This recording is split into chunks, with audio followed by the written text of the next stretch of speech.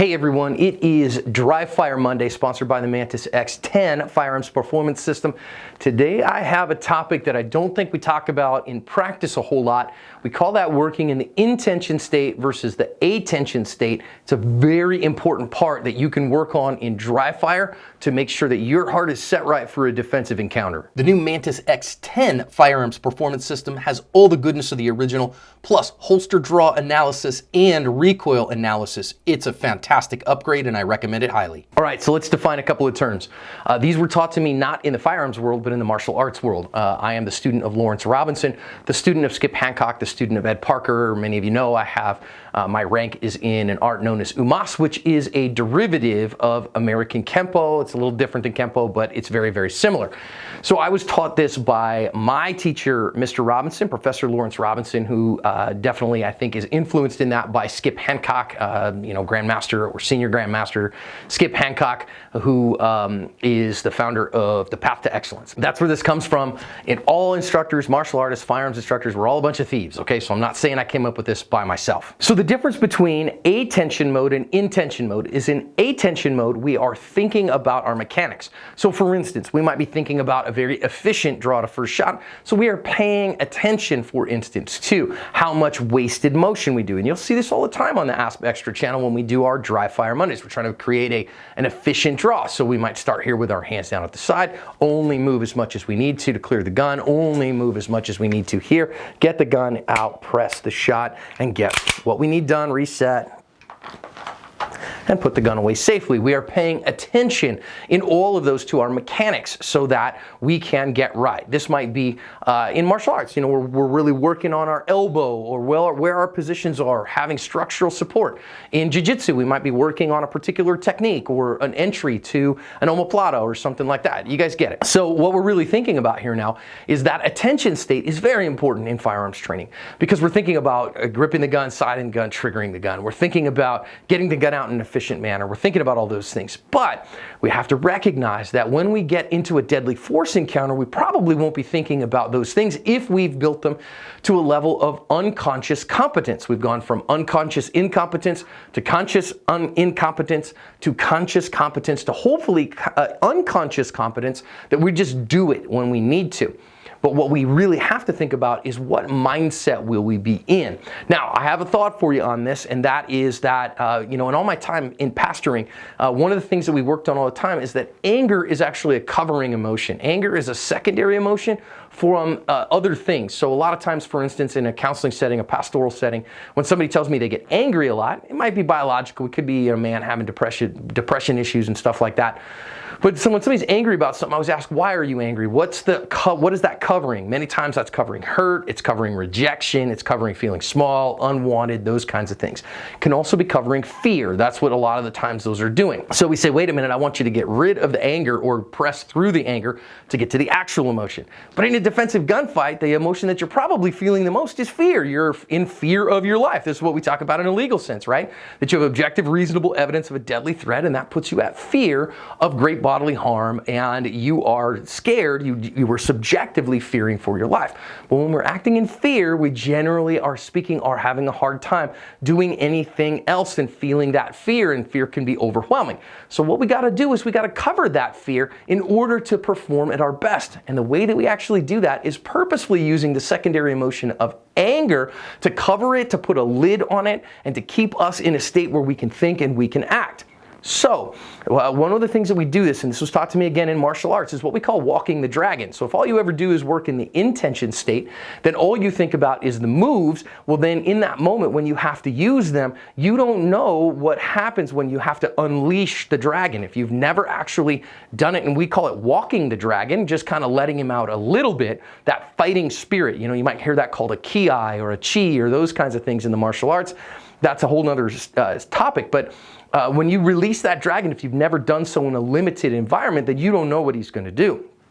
However, if you can walk the dragon a little bit, let him out on a leash a little bit, like in a training environment, like in a dry fire environment, then you get the opportunity to feel how that is, to cover over any emotions with anger and to walk that dragon so that you can perform. Now, we would do this in martial arts all the time where we would work on a technique or whatever, and then we'd have students come in a technique line, maybe have somebody put on the red man suit or whatever, and I would then build a growing anger within me that I would look and finally say, okay, fine, that guy may be in a red man suit, he may be my friend, but in this moment, I have to summon the internal rage to say he's not that person. He's somebody who means me and my loved ones harm. And if he gets past me, he's going to hurt them. And you are not going to hurt my family. I'm ready. And now that change in mindset when he would attack me or whatever, now it's time to go. Now it's time to get after it. In a similar sense, you know, on the jiu-jitsu mats or whatever, you're playing with friends, you're having fun, you're rolling, whatever. But sometimes you got to flip the switch and go, no, I'm going to defend myself here and really get after it. You got to be cautious with that. You don't want to hurt people. All I have to say, let's talk about that in firearms training. So much time we spend in this intention state, or this attention state rather, where we go, okay, here's that, got it, good, feeling good, got the shot that I wanted, great. And I'm worried about the skill. But sometimes we actually have to get angry about that. So again, I want to cover over the fear and thinking about, hey man, I don't want any problems. I may be showing fear, but inside I'm thinking, look away, sucker. Look away, because my turn is coming. And you are not going to hurt me, and you are not going to take what's mine, and you are not going to keep me from my family. My children deserve to have their father around. My grandchildren deserve to have their grandfather around. And when it's my turn, I am going to stop you with absolute extreme prejudice. Go. And now I build that into that rage and work in the intention state for the moment rather than the attention state. So I wasn't really thinking about my grip, sights, and trigger. I was thinking that it was my turn and that person was not going to hurt me. So I have an IPSC target just off camera here in front of me so that I can do this kind of stuff on camera. But again, I work in that attention state where I start going, okay, wait a minute, let's work on the mechanics. And now I stop that and I go, let's work a couple of shots in the intention state. My intention is to stop that person from hurting me. It's a very simple intention, but it's an intention to stop them from hurting me. Now I can do that a number of ways. Again, you saw me doing it in a defensive fence. Hey man, I don't want any problems. Whatever you want, bro, that's fine. And then I got to think, my turn. Give me my turn. You are not going to hurt me. Go. Great. I got a great A-zone hit on that one too. Now, of course, you can verbalize that. So there's other ways to do this too. So I've warned my family, who is often doing other things. But one of the things that if you warn your family, I'd encourage you to warn them, is you can use your voice. A funny story on this. We were doing decision-based drills, Shelley Hill from The Complete Combatant and we were doing these decision-based drills. And so you pick up a card, you have a target in front of you, you pick up a card, and whatever that card shows you, then you respond how you would respond. And in those, you know, so sometimes it's somebody who, like your front door is open, so what are you going to do? Or it's somebody who has a cell phone and is asking you for advice, but sometimes it's a guy with a knife or a guy that's pointing a gun at you. So I had a guy that was a little ways away in one, and he drew a gun. And I dropped it, I drew my fake firearm. Now we were actually on the porch at Shelley's house in Georgia, you know, suburban Georgia, beautiful home. And I did what I would do. I expressed my attitude because this guy was just far enough away from me. I drew my firearm and I started issuing verbal commands. And when I started issuing verbal commands to bad guys, they do respond to foul language. So I started using that foul language and I said, back the F up, back the F up right now. And of course, I'm not going to use that kind of language on Ask Extra, but you get my point. And the funny part there is that Shelley said, okay, well, that's a choice with all my neighbors around. And so you want to warn people about those kinds of things. And I apologize to them, of course. But perhaps we can work on that idea of drawing our firearm under intention and then issuing strong verbal commands. So you might do something like, now I'm going to lower the volume on this, but if you're wearing headphones, you might want to lower your volume a little bit as well, just in case I don't want to overwhelm you. So I might draw this firearm and then issue commands because somebody's about to be a deadly threat to me, that instead of pressing the trigger, I'm going to issue a command. And I might go, back up right now, back up. Now I can recognize that I had my dot on that target on the other side here, and I was using a strong command presence as well as my facial expressions in order to express my intent. My intent was to stop him from hurting me. So how often do we work on intention? Well, I would say that in a dry fire environment, when I'm working on handgun skills, I probably work maybe 1 to 2% intention. So I would work 100 reps of attention and then work a rep of intention. And I always finish my dry fire sessions with just a couple reps. So I might do a couple hundred reps of attention and paying attention to things, and then I get done with that and it's okay. Now we got to recognize I might get a beep or whatever, but I'm going on intention right now, and my intention is to stop that guy from hurting me. Leave me alone. Dude, I don't want any problems. Get away from me.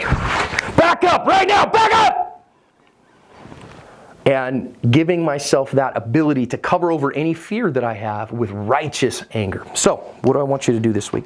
I want you to practice in attention, but then I want you to practice a couple of reps in intention. Now you actually might hear my voice when I do that a few times, and I'm visualizing what could happen in that moment. It causes those emotions, and when the anger goes away, sometimes it's replaced by being emotional. Sometimes that's replaced by latent fear. Might get an adrenaline dump. It happens, and the more you do that in training, the more you'll be able to control that dragon when he comes out in an actual encounter. So I want you to practice a few of those this week. So to do that, set everything up and then visualize in your head this guy, whatever, this target that's in front of me is not just a blank target on the wall, but is somebody who actually means me harm. And let me visualize what that looks like, and let me experience the emotions of that.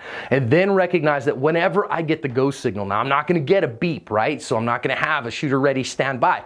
I have to say, it's going to be my turn in a minute. It's going to be my turn in a minute. And when it's time to go, then I'm going to, with intention, get that gun out, issue a verbal command if I feel like that's appropriate. So I might be working on verbal commands, or it might be time to just shoot. So I'm going to get that gun out and drive it with everything I have and experience that righteous anger that says, no, you are not going to do that to me and mine. Press that trigger and get that shot. I want you to work on a few of those this week. Leave me a comment. Let me know how that works for you. I think it's an important skill and an underworked one. So work on it, and it'll help you in your defensive handgunning.